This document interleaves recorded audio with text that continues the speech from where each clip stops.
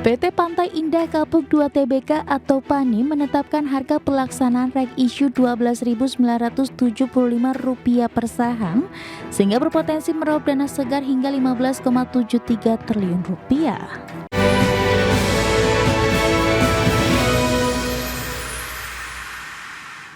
Terima kasih Anda masih bergabung sama kami. PT Pantai Indah Kapuk 2 Tbk atau PANI menetapkan harga pelaksanaan atau right issue sebesar Rp12.975 per saham. Melalui right issue ini, perseroan berpotensi meraup dana segar hingga Rp15,73 triliun.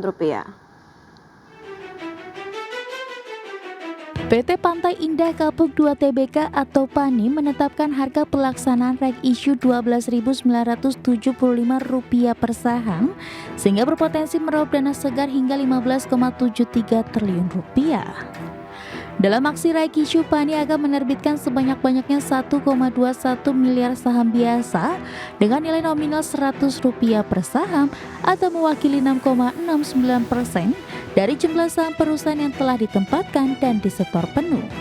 PT Multi Arta Pratama yang menjadi pemegang saham utama PANI dengan kepemilikan 87,78% akan menerima hak sebanyak 1,06 miliar HMETD.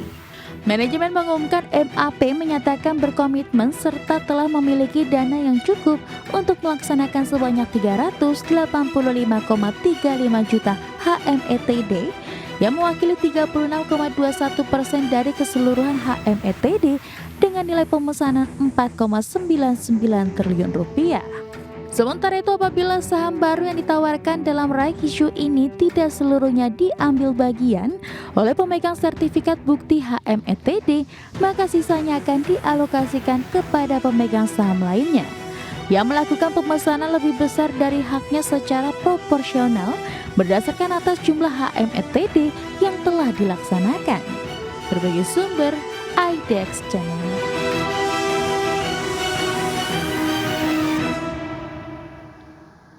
PT Sarana Menara Nusantara Tbk mengumumkan rencana pembagian dividen tunai interim untuk tahun buku 2025 sebesar Rp6,87 per saham dengan total nilai dividen mencapai Rp400 miliar. Perseroan memastikan bahwa dividen interim tidak akan dibagikan berdasarkan posisi keuangan per 30 September 2025, di mana laba bersih tercatat sebesar Rp2,55 triliun. Pembagian dividen interim ini mencerminkan dividen payout ratio sekitar 15,66% dari laba bersih yang diatribusikan kepada entitas induk. Adapun cum dividen di pasar reguler dan negosiasi adalah pada 10 Desember 2025 dan cum dividen di pasar tunai pada 12 Desember 2025. Kemudian ex dividen di pasar reguler dan negosiasi pada 10 Desember 2025 dan ex dividen di pasar tunai pada 12 Desember 2025. Selanjutnya, tanggal daftar pemegang saham yang berhak atas dividen pada 11 Desember 2025 dan tanggal pembayaran dividen interim akan dilakukan pada 23 Desember 2025.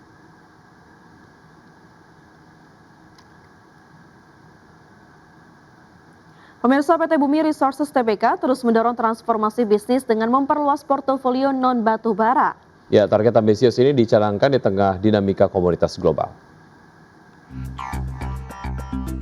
PT Bumi Resources Tbk terus memacu diversifikasi pendapatan dengan memperbesar kontribusi bisnis non-batubara. Manajemen menyampaikan pada 2024 pendapatan non-batubara baru berkontribusi 5%, namun diharapkan naik menjadi 10% pada 2025. Manajemen juga menargetkan komposisi seimbang 50% batubara dan non-batubara pada 2031. Untuk mencapai target tersebut, perseroan melakukan ekspansi agresif melalui akuisisi sejumlah perusahaan mineral, termasuk Wolf Farm Limited di Australia yang kini dimiliki 100%. Perseroan juga bersiap menerbitkan obligasi berkelanjutan senilai Rp780 miliar yang akan digunakan untuk pembayaran akuisisi Jubilee Metals di Queensland serta uang buka akuisisi PT Laman Mining.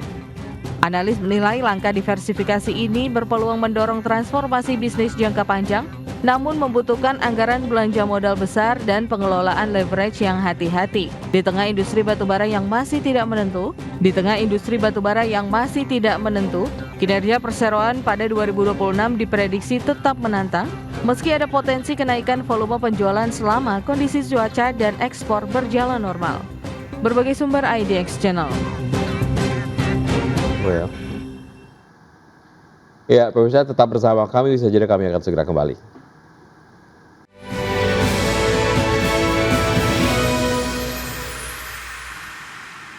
Terima kasih Anda masih bergabung sama kami. Pemirsa, Presiden Prabowo Subianto meninjau langsung lokasi bencana banjir bandang dan longsor di Sumatera Utara. Ya, dengan kekuatan penuh, Prabowo menginstruksikan seluruh kekuatan nasional untuk percepat pemulihan bencana Sumatera Utara, Sumatera Barat, dan Provinsi Aceh. Bertolak menggunakan pesawat kepresidenan dan mendarat di Bandara Silangit Tapanuli Utara, Presiden Prabowo Subianto langsung meninjau korban banjir bandang dan longsor di Sumatera Utara, Sumatera Barat, dan Provinsi Aceh. Dalam kunjungannya, Presiden Prabowo dengan tegas menginstruksikan mobilisasi nasional untuk mempercepat pemulihan bencana dan fokus pada bantuan cepat. Presiden ingin pengerahan seluruh kekuatan nasional untuk mempercepat penanganan tanggap darurat banjir dan longsor di Aceh, Sumatera Utara, dan Sumatera Barat.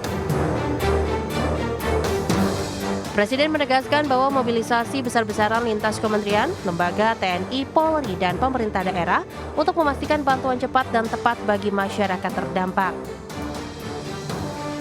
Semua pihak, terutama semua instansi yang reaksi yang sangat cepat untuk memberi bantuan. Memang kondisi alam memang sangat menantang, ya sangat menimbulkan kesulitan.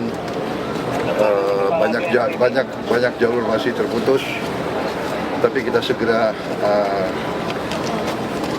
melakukan segala upaya untuk mengatasi kesulitan yang dialami. Ya. Sekarang masalah BBM, tapi kita kapal besar sudah bisa merapat ya di Sibolga, kemudian Hercules terus kita kerahkan mungkin tiap hari. Fokus utama pemerintah dalam menangani dampak bencana ini adalah mempercepat pemulihan akses listrik, pembukaan jalur darat, serta distribusi logistik melalui udara dan laut. Selain penanganan darurat, pemerintah mulai mempersiapkan tahap rehabilitasi dan rekonstruksi, termasuk penyediaan hunian sementara dan hunian tetap.